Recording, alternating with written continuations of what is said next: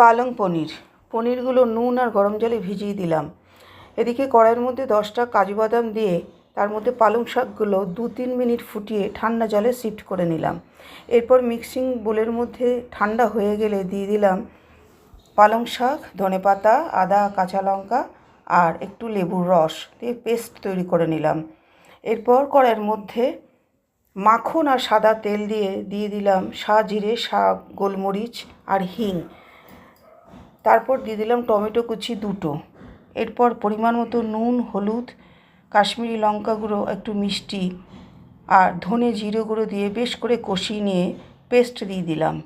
Paste ফুটে এলে দিয়ে দিলাম পনিরও 2-3 মিনিট ফুটে ওঠার পর সবার শেষে দিয়ে দিলাম কস্তুরি মেথি, মাখন আর ঘরের তোলা দুধের সর দিয়ে একটা ঢাকনা দিয়ে ঢেকে দিলাম।